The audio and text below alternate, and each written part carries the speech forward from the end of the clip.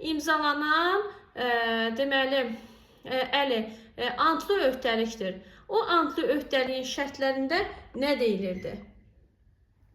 Deməli, Çarlar öz ərazilərində Rus qoşunlarını elə bil ki, yerləşdirməliydilər. Bundan sonra Cəmaətlığin daxili muxtariyyəti xərac verməliydilər. İpəklə xərac. Tifsə girov verməliydilər. Əla. Cəmaətlığin daxili müstəqilliyi qalırmı? Daxili müstəqilliyi. Daxili müstəqilliyi qalır. Bu yaxşı Nihat, bu Car Balakəndən daxili müstəqilliyi nə vaxt alırlar bəs? Mənim üsyan vaxtı 1830-cu ilə. 1830-cu ilə qədər deməli Car Balakənin daxili müstəqilliyi qalır. Əla. Yaxşı, indi davam edirik. Bəs deyə bilərikmi, Məhəmməd, bu dərsləri oxumusan? Səs gəlmədi. Yaxşı, davam edək. Oxumusan. Yaxşı, indi sən mənə de görüm, Car Balakəndən sonra biz görürük ki, İllisu Sultanlığı da tutulub 1804-də. Niyə məhz Gəncə istiqamətində irəliləyir Ruslar və qərara gəlirlər ki, Gəncə birmənalı şəkildə tutulmalıdır? Niyə? Nəyə görə belə deyirlər? Qacarların əsas dayaq nöqtə sonra idi. Doğru irəliləmək. Və onu deyir ki, nə idi? Deyir ki, Qacar, daha doğrusu Cavad xan digər xanlara xəbər göndərmişdi ki, gəlin Ruslara qarşı mübarizə aparaq. Elə deyilmi? Sonra digər xanlıqlara müraciət etməsidir. Sonra Gəncə xanlığının 1-ci Aleksandrın 1801-ci il manifestindən sonra Şəmşəddili bir müddət himayə altında alması idi. Bəli, bax bu məsələlər var idi. Məhz Gəncə uğrunda gedən döyüşləri də Nihat deyək. Gəncə uğrunda gedən döyüşlər hansılardır? 1803-cü ilin bir Qruqobu döyüşüdür. Bir də hansı döyüşdür? Gəncə döyüşüdür. Qruqobu döyüşündə qalib gələn kimdir? Gəncə döyüşündə qalib gələn. Hər ikisində kimlər qalib gəlmişdi? Hər ikisində Ruslar qalib gəlmişdi. Yaxşı, Gəncə işğal edilir. Cavad xan həlak olur. Və Gəncənin adı xanım dəyişib nə olmuşdu? Gəncənin adı dəyişib nə oldu? Bəli, Yezavetpol oldu. Özü bir nəyə çevrilir? Dairəyə çevrilir. Bəli, fərman imzalanır ki, bir daha Gəncə adı çəkilməsin. Əgər Gəncə adı bəli, cərimə edirdilər. Bəs məndən sorsa ki, bəs Yezavetpol adı nə vaxt dəyişdirilərək Gəncə oldu? Mən onda neçənci il deyəcəm? Deyəcəm, Azərbaycan Xalq Cümhuriyyətinin dövründə 1918-ci ildə Yezavetpol adı dəyişdirilərək yenidən Gəncə olmuşdur. Bu məsələyə diqqət yetirin. Gəlin yeri gəlmişkən Gəncə xanlığı ilə bağlı bizə qəbula düşə biləcək məqamlara diqqət yetirək. Mən Gəncə ilə bağlı diqqət yetirdiyim məqam nə deyirəm? Mən yadıma düşdü Monqol yürüşləri. Monqol yürüşlərində xərac verən 2 dənə şəhər var idi. Hansı şəhərlər idi? Təbrizlə Gəncə. Sonra Xarəzmşah Cəlaləddin dövründə ən böyük üsyan harda baş vermişdi? Ən böyük üsyan Gəncədə idi. Düzdür. Bax onu yadıma salıram. Sonra mən oxuyanda yadımdadır ki, biz mədəniyyət mövzusunu oxuyanda deyir ki, Gəncə İslamla Xristiyan dünyası arasında nə hesab edilirdi? Strateji qala. Bəli, bax bu da Gəncədə. Amma mənə desə ki, İslam dünyası ilə Xristiyan dünyası arasında qarşıdurma mərkəzi. Bəli, qarşıdurma dedikdə Şəkidir. Amma İslam dünyası ilə Xristiyan dünyası arasında strateji qala desə, mən Gəncə şəhərini götürəcəm. Mənə sual verə bilər ki, Gəncə ilə bağlı bizim ilk paytaxtımız, Azərbaycan Xalq Cümhuriyyətinin ilk paytaxtı hansı şəhərdir? Gəncə şəhəridir. Sonra mənə başqa sual da verə bilər. Deyə bilər ki, 1235-ci ildə dağıdılaraq 4 il xaraba vəziyyətdə Monqollar tərəfindən. Bəli, o da Gəncə şəhəridir. Bəli, Gəncə ilə bağlı unutduğumuz bir məqam var. Gəncədə nə var? Şah Abbasın nəyi var? Məscidi var. Mən onu 16-cı əsr götürüm, yoxsa 17-ci əsr götürüm Şah Abbas? 16. Hamı 16 deyir. Bax. 17 deməli. 17-ci əsr götürüm də 17-ci əsrdə inşa edilsin. Bəli. 17-ci əsr götürəcəyik. Bəli. Şah Abbas məscidini 17-ci əsr götürəcəyik. Gəncə ilə bağlı unutduğum, mənim unutduğum, sizin yadınıza düşən hansı məqam var? Bəlkə yadımdan nəsə çıxıb, bəlkə siz düzəldəsiniz. Niyə demirsiniz ki? Bəli, Şəddadilərin ilk paytaxtı hansı şəhər olub? Gəncə. Və yaxud da sizdən soruşa bilər ki, Gəncə ilk dəfə paytaxt nə vaxt olub? İlk dəfə. İlk sözünü. İlk deyil. Neçənci il götürəcək? Yoldaşlar, il deyin mənə. 971-dir. 971. Mənə deyə bilər ki, bəs ikinci dəfə paytaxt AXC-nin olubdur da, elə deyilmi? Paytaxt AXC-nin neçəyə götürəcəksiniz? 1918-ci il. Gəncə ilə bağlı yoldaşlar, unutduğum bir məqam da var. Siz kömək edin, Gəncə xanlığı. Gəncə xanlığı. 1780-83-cü ildə iki hakimiyyətliyin olması. Bəli, 2780-83-cü ildə iki hakimiyyətliyin olması. Belə olanda daha maraqlı gedir dərs, görürsünüzmü? 80-83 sizin əvvəlki bilikləriniz də demək olar ki, laf əvvəldən yenilənir. Bəli, 1780-83-cü ildə iki hakimiyyətliyin olmasıdır. Gəncədəki iki hakimiyyətlikdə demişəm ki, 2 dənə i-ni yadda saxlayın. O 2 i nədir yoldaşlar? İbrahim Xəlil İraqli. İraqli ilə İbrahim Xəlil. İraqli ilə, bəli, İbrahim Xəlil xan yaratmışdı iki hakimiyyətli, doğrudur. 1780-dan 1783-cü ilə qədər. Bizim digər iki hakimiyyətli xanlığımız deyirik, sonra yenə Gəncəyə qaydırıq. Şamaxı xanlığı olacaqdır. Bəli, Gəncə ilə bağlı unutduğum nəsə qaldı mı? Qaldı, bir dənə də məqam soruşum. Məndən soruşa bilər ki, Qarabağ bəylərbəyliyi ərazisində yerləşən xanlıqları göstərin. Hansı xanlıqları göstərin? Hansı Gəncəni eşitdim o birisi?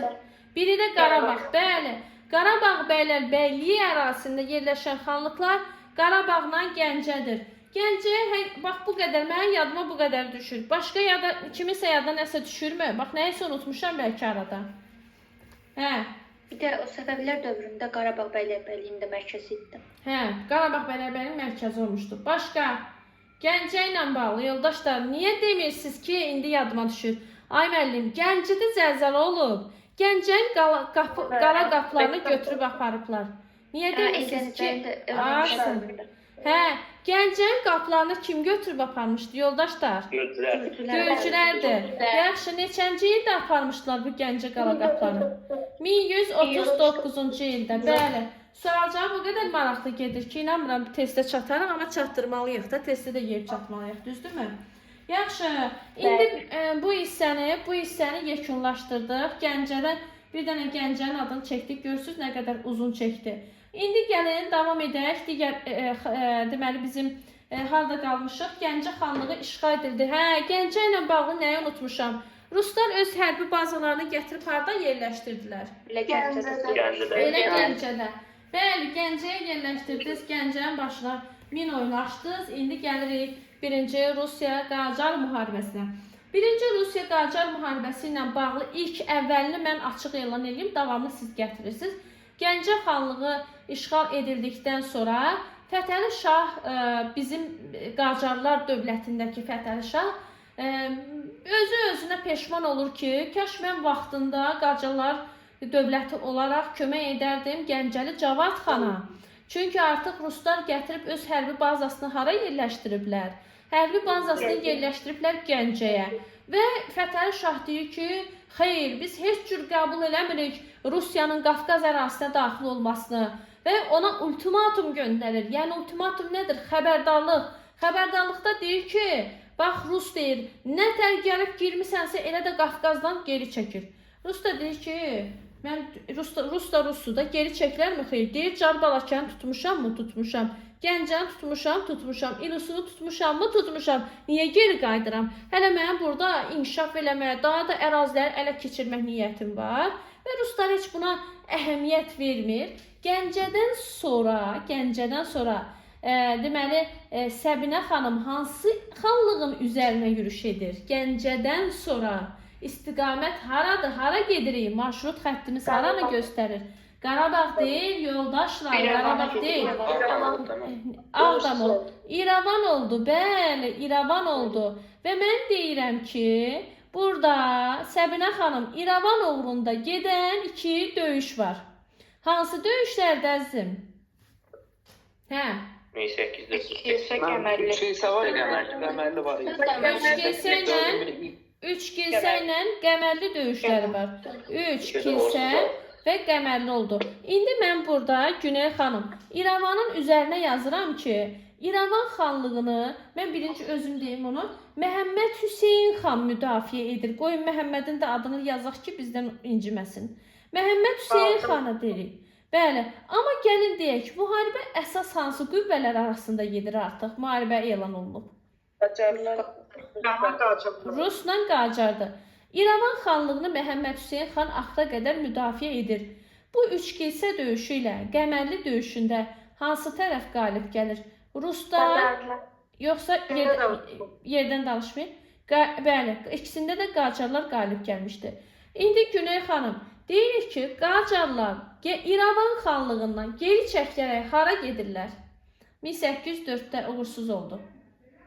1805-ci ildə hara gedirlər?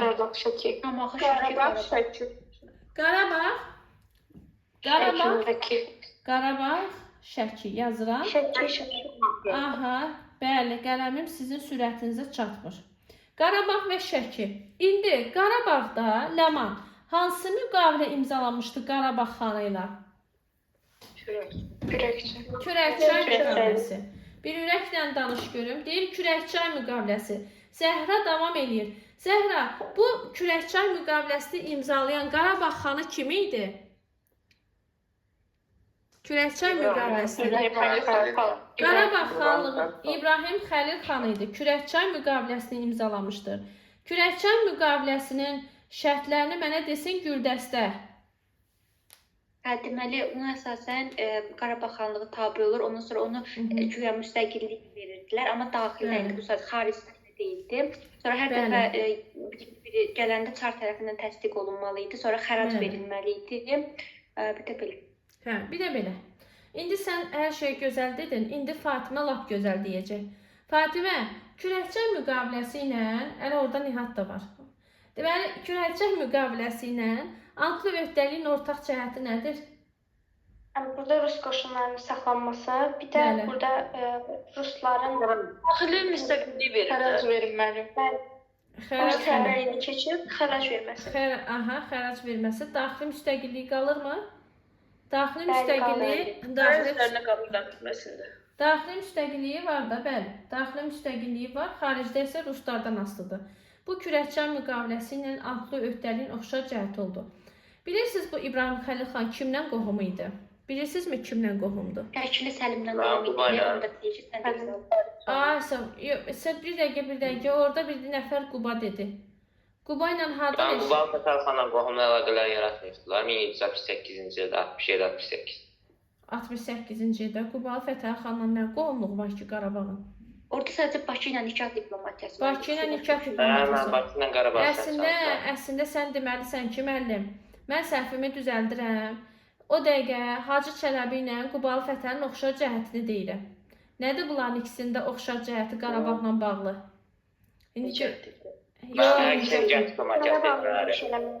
Hacı Çələbi ilə, bax Qubalı Fətəl xan Qarabağla bağlı ortaq cəhəti nədir? Da özüm dedim cavabı. Qarabağa hücum edirlər, uğurludur mu ikisində yürüşü? Uğursuzdur. Bəli, bunu soruşuram da. Bəli, bunu soruşuram. Davam edək da. Hər halda ürəkdən gedənə qədər bugün yəqin ki, dərs keçəsirik. Siz də yəqin ki, yaxşısınız, axşam vaxtıdır. Bilirəm ki, yorğun deyilsiniz. Nəysə, deməli Qarabağ xanlığında biz bilirik ki, Qarabağ Şəki ilə qohum idi. Bu Qarabağ İbrahim Xəlil xan həqiqətən Ruslara güvənir. Şəki xan Səlim xan da bunun qohumudur. Deyir, ay Səlim xan, gəl sən də bu Kürəkçay müqaviləsini imzala. 1805-ci ilin may ayının 14-dür, səhv eləmirəmsə, Qarabağla Kürəkçay müqaviləsi imzalayır. Şəkli Səlim xan da deyir, bu qudam səhv eləməz. və mayın 21-i də o da kürəkçay müqaviləsini imzalayır. Amma bunların içərisində bunların bir dənə inadkar qonşusu var. Axıra qədər inadkarlıq eləyir. Axıra qədər mübarizə aparır. Şamaxı xanın adını deyin görüm kimdir bu Şamaxı xanın adı? Mustafa xan. Aysa o Mustafa xan. Mustafa xan deyir ölərəm, qalaram, Rusdan himayəsinə keçmərəm. Bu da Rusdur. Rus deyir ki, sən deməkləndi, sənin istəyinləndi. Səndən soruşan var ümumiyyətlə ayın neçəsidir. Gəl, tabi olmalısan, himayəyə keçməlisən. Və beləliklə kürəkçay müqaviləsi demir ya. Deyirik ki, Şamaxı ilə kürəkçay bəli, ona bənzər müqavilə imzalamışdır. Bu hissəsi yəqin ki, hər kəsə aydın oldu. İndi mən belə bir sual verirəm. 1806-cı ildə Məlahət xanım, işğal edilən xanlıqlar hansılardır 1806-da? Birinci Dərbənd xanlığı idi. Dərbənd, sonra Bakı, Quba. Dərbənd, Bakı, Quba. İndi bax, bir var işğal, bir var ləv. Şəfək xanım da buradadır. Xoş gəlibsən bizim qiyab tələbəmiz. Dərbənd, Bakı, bir də Quba. İndi bizə Şəfək xanım kömək edəcək ki, Şəfək xanım. Bəs bunlar içərisində hansı 4 il sonra ləğv edilmişdi? Bax, Dərbənd tutulan kimi ləğv edilir. Sonra? Bakı. Quba idi. Bəli, Quba idi. Bəli, 1810-cu ildə Qubada yaradılır əyalət şurası. Əyalət şurası yaradıldıqdan düz 4 il sonra burada bir də Qubada əyalət şurasının rəhbəri kimdir bizdən soruşa bilərlər. İkinci Mirzə Məhəmməd xan idi. Bəli, bu əyalət şurası rəhbərlik edir. 1810-cu ildə Qubada üsyan baş verir. Üsyan baş verdiyinə görə də deməli əyalət şurasını 1810-da ləğv edirlər. Məndən nə soruşa bilərlər? Bu sualı kimə verim? Baxın görüm kimə verim və hər kəs sakit dayansın. Məhəmmədə verək. Məhəmməd bizim dərslərimizdə yeni iştirak edir. Deməli Məhəmməd, bu Rus-Qacar müharibəsindən ümumiyyətlə oxuyanda xoşun gəldimi? Mövzu sənə rahat gəldimi? Çətinmi gəldi? Bir fikrini Belə söyle. gəldim orta. Orta deyirsənsə deməli çətin. Yaxşı. İndi sən mənə de görüm. Bax, 1-ci Rus-Qacar müharibəsi dövründə hansı ərazilərdə üsyan baş vermişdi? Üsyan baş verir. Mənim Qazax, Şəmsəddir, Borçalıda mənim üsyanlar baş vermişdi. Qazağı götürək. Sonra Şəkidə var. Şəkidə olmuşdu. 1810-cu Qubada da var. Qubada var. 1810. Şəkidə var. Bəli, 1800 neçədə idi Şəkidə? Mənim 6-da. Yəni bu Şəki xanı müvəqqəti idarə. Sonra başqa hardaydı? Quba var, 1810-cu ildə Bəli, Quba var. 1810-da 1810-da Quba. Quba, Carbalakən, bəli. Bax, bu yerlərdə üsyan var idi. Bəli, doğrudur. İndi biz burada nədir? Baxın, yadınızdadır, bayaq dedik ki, İbrahim Xəlil xan, Günel xanım Ruslara güvənirdi. Amma Ruslar da elə onun axırına çıxdı. Neçənci ildə İbrahim Xəlil xan və onun ailə üzvlərini qətlə yetirdilər? 6-20-da. Bəli, 1806-da. Baxın, təsəvvür edin ki, Günel xanım, 1806-cı ildə bu Quba nədir? Qarabağ xanını öldürdükdən sonra onun qohumu Şəki xanı Səlim xan deyir ki, da bu qədər də özbaşdanlıq olmaz axı. Biz sizə inanırdıq, güvənirdik. Bu məsələni eşidən Şəki xan üsyan qaldırır. Əlbəttə ki, orada Şəki xanını uzaqlaşdırırlar. Burada müvəqqəti idarə yaradırlar. Müvəqqəti idarənin də idarə edilməsini Xoylu Cəfərquluya tapşırırlar. Xoylu Cəfərqulu da eləmə tənbəllik, Xoydan çoxlu erməni köçür Şəkiyə. Yəni Şəkidə, bax birdən sizə düşər ermənilərin köçürülməsi. Baxın, Şəkiyə erməni köçürülübdür.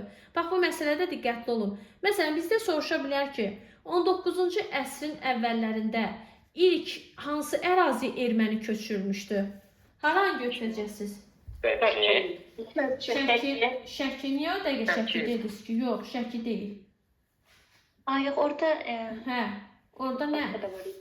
Şəki deyil. Bir də o Pyotrun dövründə də köçürülübdü, amma o başqa vaxt. Nə dedin Güldəstə? Eşitmədim.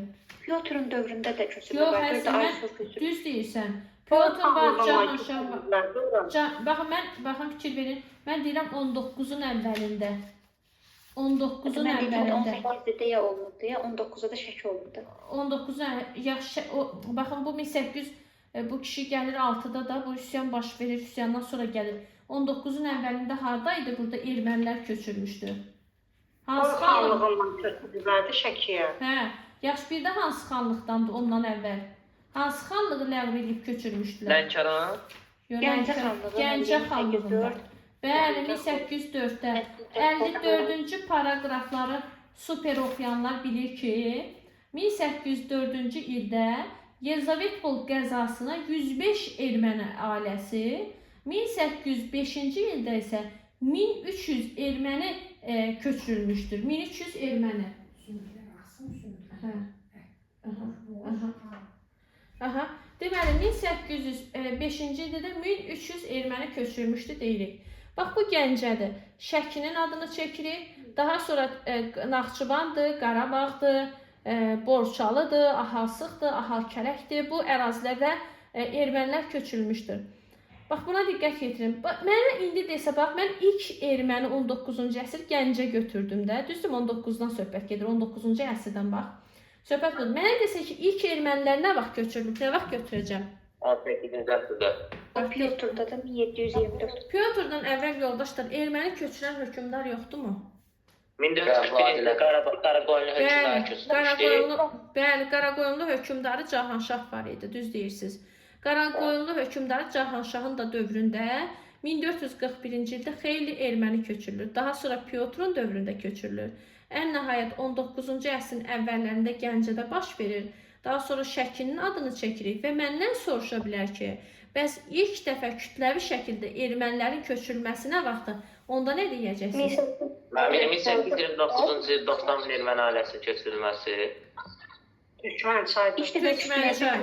Türkmənçayda 40 mindir, bəli.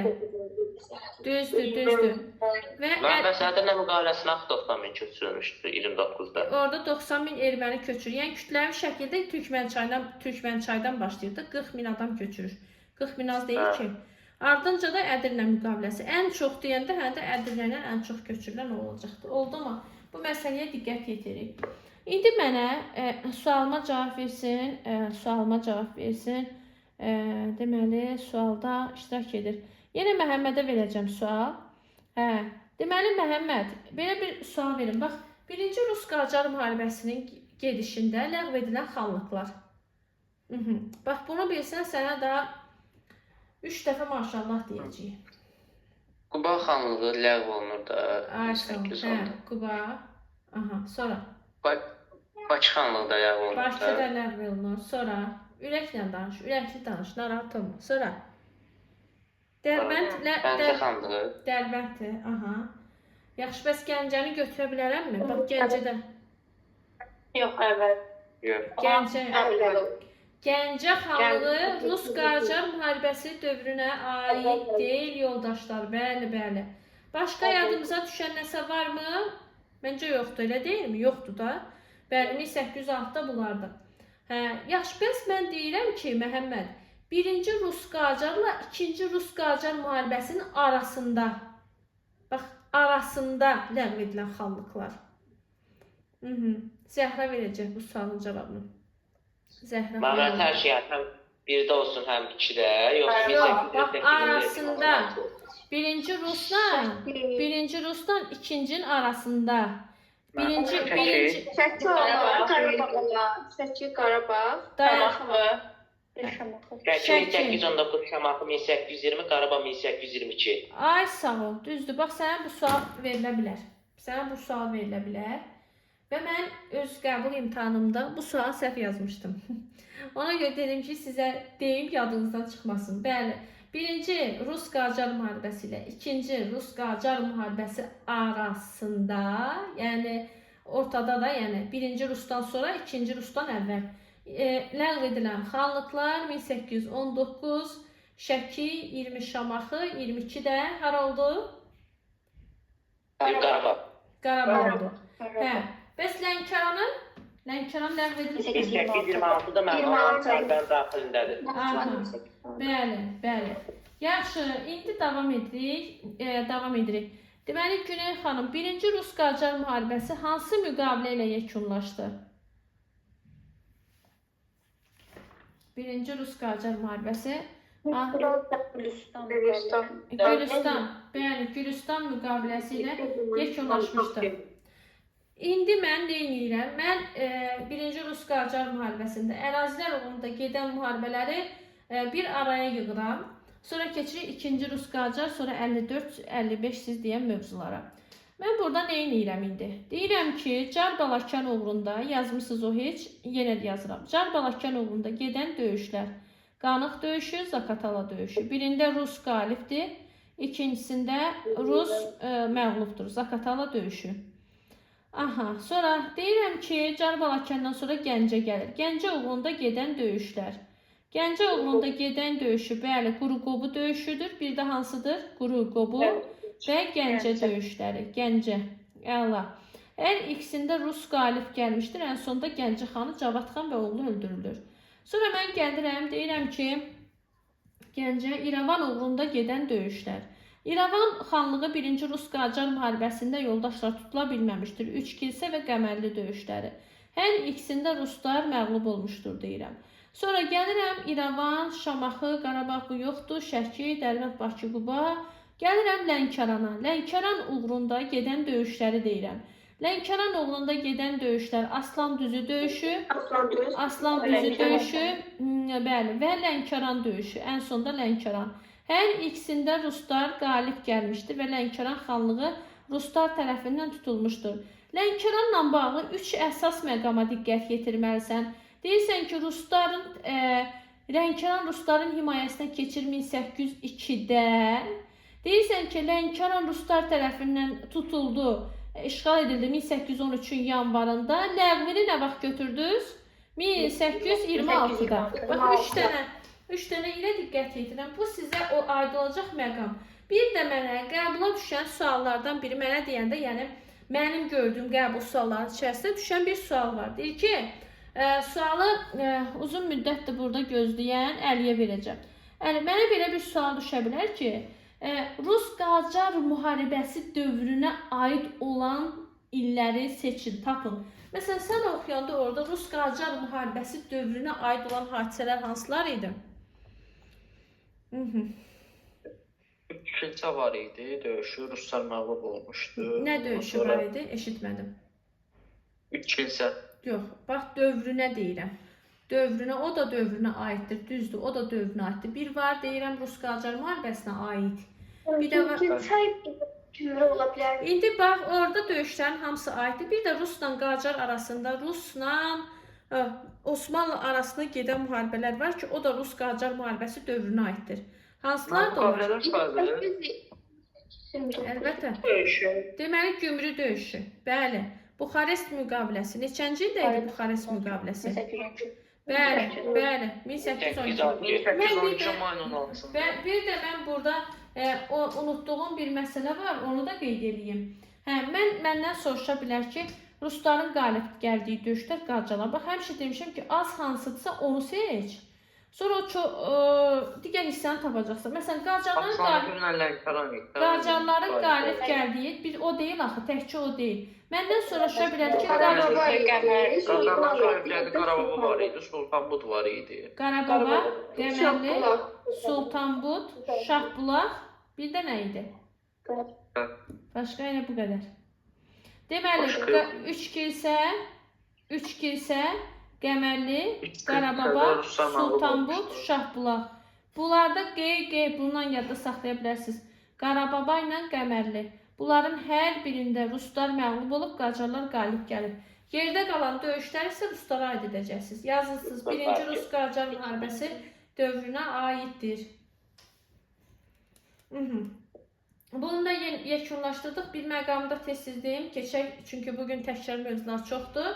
Deyirik ki, İngilis səfiri iştirak etmişdir, Gülüstan müqaviləsinin imzalanmasında Qor-Oesli iştirak etmişdir, deyir. İndi növbəti... İştirak edib, o düzəlişini iştirak eləməyib. Gülüstanda iştirak edib də, o deyir ki, Qacarlar dövlətinin nümayəndə heyətinin tərkibində İngilis səfiri iştirak etmişdir. Orada Qor-Oesli iştirak edir. Gürcistan müqaviləsinə görə də bilirsiniz ki, hansı ərazilər ruslar tutdu. Yerdə qalan Naxçıvanla İrəvan Qacarların hakimiyyəti altında qalır. İndi keçirəm yoldaşlar 53-cü paragrafa. 53-cü paragrafda bugün mən sizə vaxt qoyub test işit edəcəkdim əslində. Belə görünür ki, mən testin özünüz sizə göndərib, sizdən onun cavablarını tələb edəcəm gün ərzində. İndi mən gedirəm, deməli, 2-ci Rus-Qacar müharibəsi. Belə maraqlı keçirmi sizin üçün dərs? Narahat deyilsiniz ki? Xeyr, oldu. Nə yaxşı, nə gözəl. Narahat deyilsinizsə, eyni abu-hava ilə onda davam edək. 2-ci Rus-Qacar müharibəsi 1826-1828-dir. Deməli, mən bu gün daha çox danışan tərəf oldum.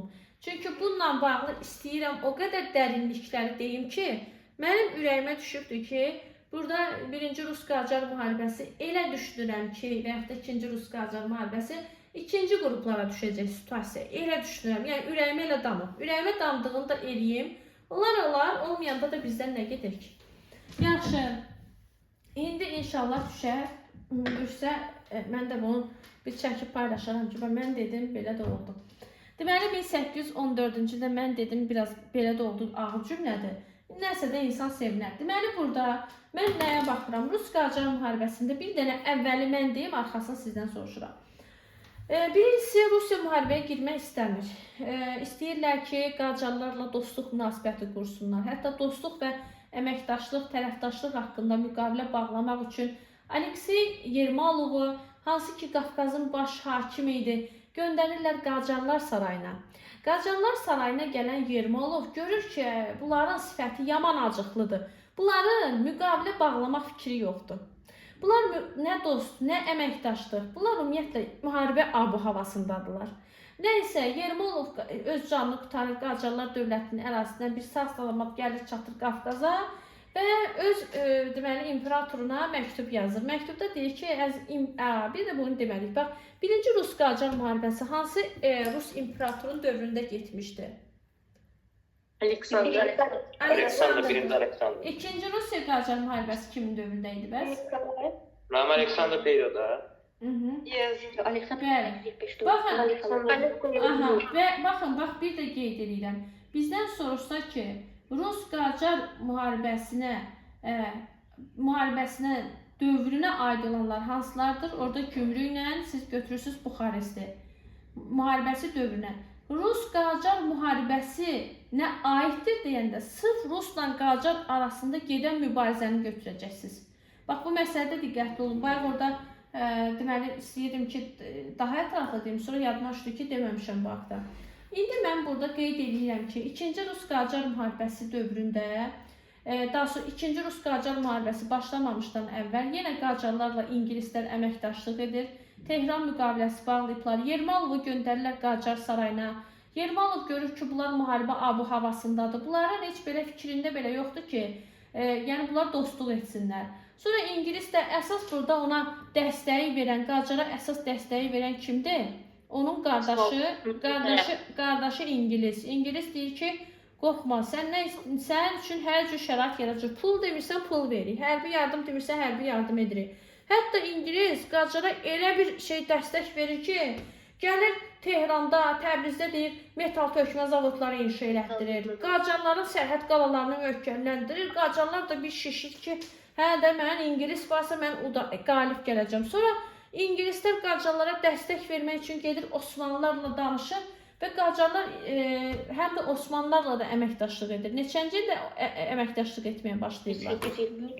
1823-cü ildə Qacarlar Osmanlı ilə deməli əməkdaşlıq etməyə başlayırlar.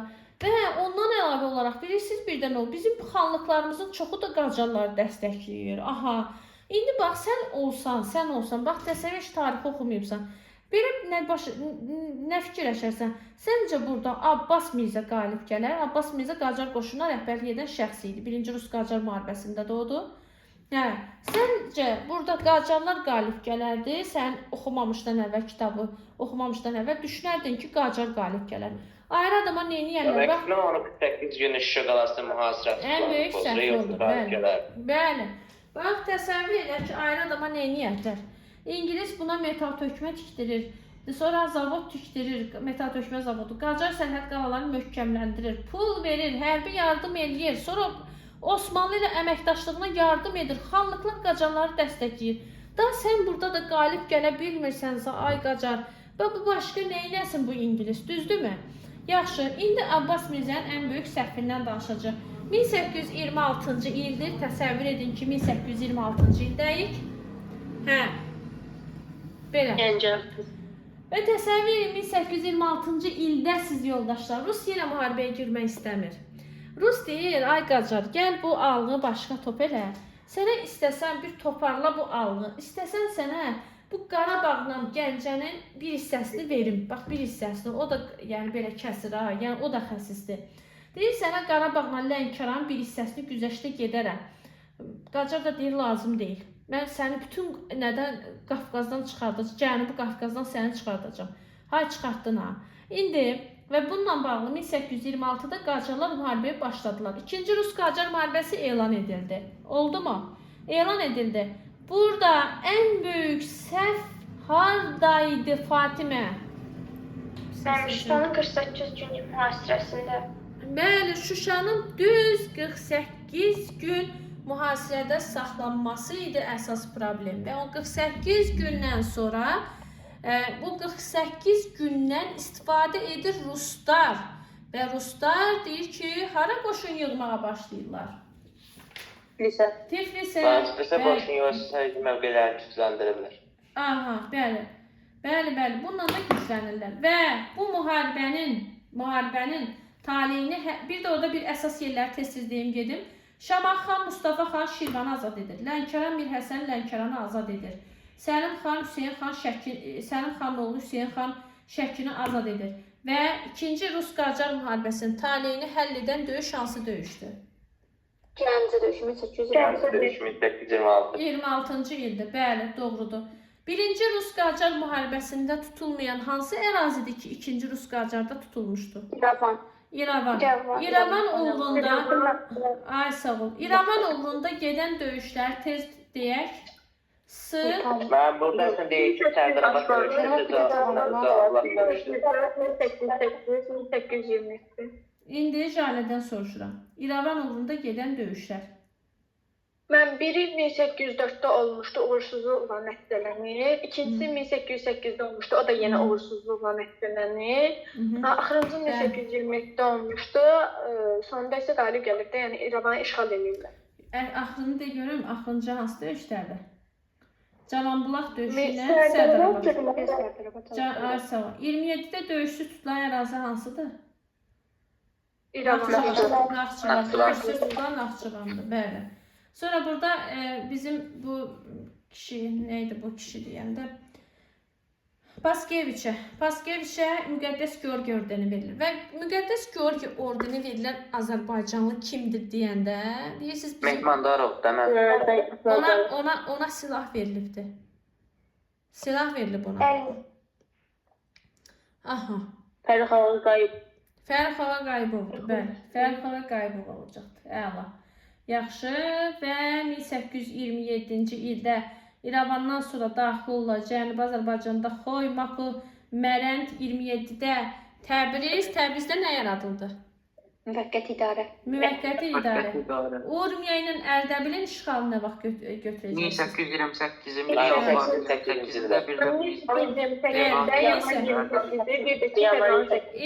İndi sualı konkret bir şəxsə verəcəm, Əliyə verəcəm. Əli, deyə bilərsən, Şeyx Səfi məqbərəsində kitabxanasındakı qiymətli əlyazmalar qarət edilərək Tiflisə, oradan da Peterburqa İmperator kitabxanasına neçənci ildə aparılıb? Bu müəllimlərə düşən sualdır. 1828-də. Bəli, 1820. Türkmənçay müqaviləsinə görə nə qədər təzminat ödəməlidir Rusiyaya? 20 milyon rubl. Aha. Əgər iki müqavilə Türkmənçay ilə Ədirnə Türkmənçay və Gülüstan müqaviləsinin oxşar tərəfləri nə olmuşdu? Oxşar cəhətləri deməli ərazilər bölüşdürülmüşdü dövlətlər tərəfindən, hər iki dövlət tərəfindən də Rusiyanın hərbi donanma haqqı ilə Xəzərdə donanma saxlama haqqı əlinə alınmışdı. Bir də diplomatik nələr yaradılmalı idi? Diplomatik Koordinasiya nümayəndəliklər və Xəzər hərbi donanmasını da ancaq Rus Nümayəndəlikdən saxlaya bilərdi. Yaxşı. fərqli cəhət odur ki, Naxçıvan və İrəvanı vermişlər. Dərkisində olmuşdu, yəni Rusiya vermişdi. Bəli, bəli. Bizim qaldı 2 dənə paraqrafımız. Gəlin bu 2 dənə paraqrafı da gedək. Görün bu 2 dənə paraqrafı kimdən sonra. Şəfəq xanım necəsən? Halın, vəziyyətin, günün necə keçir? Bir danış. Biraz sən danış, sənə qulaq asaq. Yorulduq dərsdən.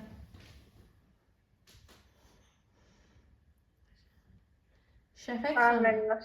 Salam, axşamın xeyir olsun. Haralardasan, ay Şəfəq? Hazırladım mən. Ay Allah. Tarix hazırlıq deyil, eləmi? Hazırladım. 2 dəfə dərs çalışmışam deyəsən. 2 dəfə. Bir Baba. O 2-ni vur zəhmət olmasa 3-ə. 2-ni vur görüm 3-ə görüm riyaziyyat necə bilirsən? 6. 6. Mənim Bəli, 6. Bir sənin öhdəndən gələ bilmirəm. Bir də Aysürənin. Bu axırda da az qalsın mən video çəkim ki, Aysürə və Şəfəq. Tanıyanlar, görənlər varsa deyin ki, tarix müəllimi axtar. Daha o vəziyyətə gəlib çatmışam. Yaxşı, 54-cü sıxılmırsan ki, Şəfəq? Dərs maraqlı gəlirmi sənə? Yoxsa da deyirsən, qutarsaydı gedərdik işimizin arxasınca. Yox, mənim deyəsən. Lap yaxşı. Hə yoldaşlar, davam edirik. Öz enerjimizdən davam edirik. Qətiyyən yorulmuruq, yorula da bilmərik. Buna haqqımız yoxdur. Ən azı ayın neçəsinə qədər yadınızda qoyun. Ayın 24-dən sonra azadlıq. Azadlıqdır, bəli. İstədiyiniz kimi istirahət edə bilərsiniz 24-dən sonra. Hətta 24-ü belə. 24-ü saat 10-da imtahanı 1 saat qabağa çəkiblər də xəbəriniz var. Ayın 24-dən sonra saat 10-da başlayacaq imtahanımız inşallah. Saat 1-də də yekunlaşacaq. Mən də həyecanlandım. Həqiqətən mən danışanda özüm də həyecanlanıram ki, görəsən necə yazacaqlar. Mən də həyecanla sizi gözləyəcəm ki, necə yazıblar. Görə ilk çıxan şəxs, imtahandan ilk çıxan şəxs, xahiş edirəm, əgər mənə yaxşılıq eləmək istəyirsə, xahiş edirəm, testin şəklini çək göndər mənə. Bu böyük bir iş deyil, oldu mu? Oldu mu? Bax, mütləq şəkildə çəkin göndərin. Bu bizim üçün çox vacibdir. İndi biz deyirik ki, müstəmləkə rejiminin yaradılması.